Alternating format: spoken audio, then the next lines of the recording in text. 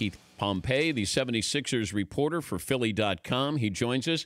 Keith, good morning. Thanks for joining us. How's morale in Philadelphia today? It's crazy. I mean, everyone's excited. But thanks for having me on the show. Give me an update on Joel Embiid. Well, Joel. The hope is that Joel plays in the first round series. I think that's a great possibility. He doesn't think that he'll be able to go in the first game. Right now, he said his eye, the orbital bone isn't 100% healed, and it's extremely numb. The thing, the concern that the Sixers have is, you don't want it to get hit again, this soon, and they just want to make sure that everything is okay, because it's one of those things where, yeah, he could play in the game, but since it's not 100% healed, you don't want to, hinder his future. But I get a sense that they really believe that he is going to play at some point in the first round. Sixers a legitimate threat to the Cavaliers? The thing is, the Sixers are a huge unknown, and the reason why I'm saying that is, yes, they are playing great, and yes, they do have four veterans in Amir Johnson, J.J. Redick, Marco, and Ersan Ilyasova. However, their young stars have yet to play in a playoff game, so there's a lot of unknown with that. But I will say that things seem to be set up nicely for them, having the 3 seed. Boston is struggling right now, so if they could get past Miami, I don't think that they'll have problems with Boston. But when we're talking about a serious threat to the Cavs, a team that has, been there before, and the intensity is going to just rise, I don't know if they can beat the Cavs in a 7-game series to go to the championship. It feels like there's so much admiration between LeBron and Ben Simmons. Do you read into anything with that, Keith? No, I read in that when LeBron and them retire, that Ben Simmons is going to be he's going to be the face of his agency. That's what I read into. I think it's one of those things where I know that everyone is saying, is LeBron going to come to Philadelphia? Is LeBron going to come here? I think at the end of the day, LeBron's going to have to do what's best for him. And, right now he's trying to position himself, to of course, make money, win championships.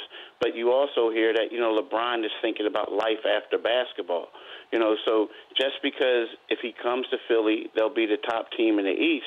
But does that help him out in regards to life after basketball?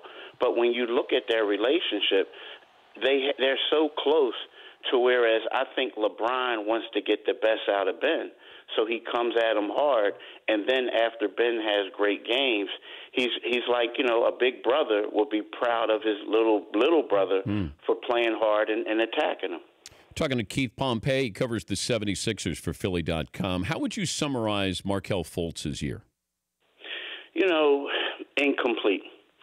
Because the reason being is you look at Markelle Fultz, and he, this guy came in, there was a lot of hype. The Sixers traded up to get him. And then he goes ahead and he misses the 68 games. He's back playing. He's looking better.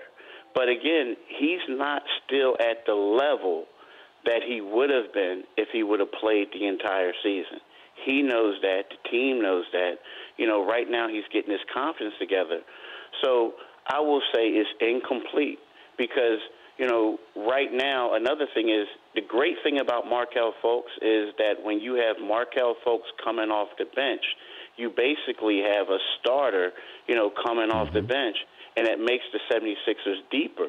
But I would have to say that when you think of Markelle Fultz, and you have to say is incomplete because he hasn't, played enough. Yeah, but what I don't understand here, Keith, there still seems to be this mystery about his shoulder and what he was doing with his shot. There was nothing wrong with his shot in college. So what happened between college, getting drafted, and going to the Sixers?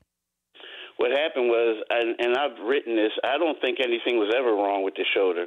I think that, for whatever reason, Markelle was going through a tough time, and he developed the yips, and I think that, the Sixers were probably trying to protect him.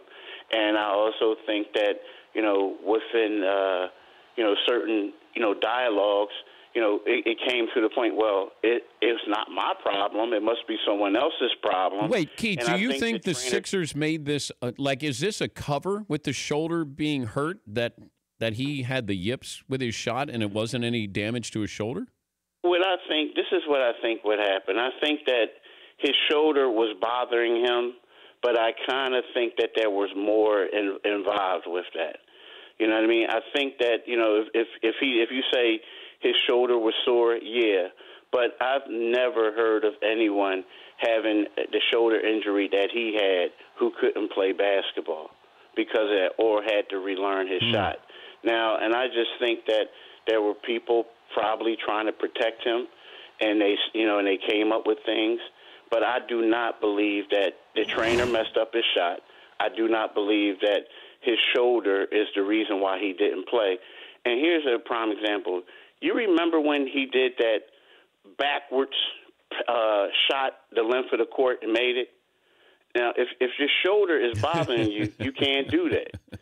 You know what I'm saying? Yeah. So it's just, again, I'm not faulting the Sixers, but I just think that people were trying to protect him, and sometimes, it's kind of like, hey, like if you have a bum knee, but you also sprained your ankle, but you don't want anyone to know you have a bum knee, you say, oh, okay, he's sitting because of a sprained ankle.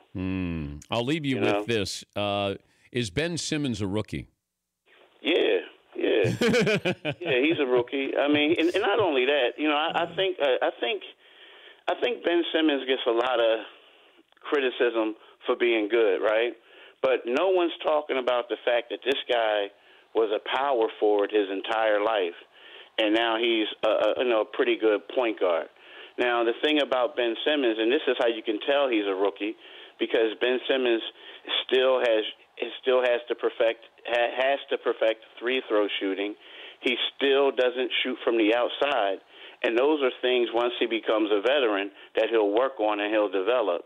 And when you hear the fact that he's not a rookie, I mean, no one said David Robinson wasn't a rookie when he missed 2 years and played. No one says that the European players who come over after playing 5 seasons, overseas, they don't say they're rookies. I mean, I don't even think anyone was criticizing Blake Griffin when he missed this year. I think it's just getting to a point nowadays that there's so much on the line with getting Rookie of the Year, in regards to bonuses and in regards to endorsements. And I think that, people know that voters out there can control it, so they'll say, hey, Ben Simmons looks great, but he's not a rookie. You know what I mean? So does he still get hazed? Like rookies get hazed, Keith. Did he get hazed this year like a rookie would? I mean, I think he got hazed a lot last year when he was around. But, yeah, he does some things. But the thing about Ben is, Ben's a cool, calm, collective type of guy. So he really doesn't let a lot of things bother him. And another thing you have to realize that, this team is completely different than most because you do not have a lot of veterans on there. I mean, they have more than the past, but I think you may have 4 guys or 5 guys who are veterans. The rest of them are all around the same age, So the hazing here is going to be completely different if you were in Cleveland or Houston. Great stuff, Keith. Have fun in the playoffs. We appreciate your time.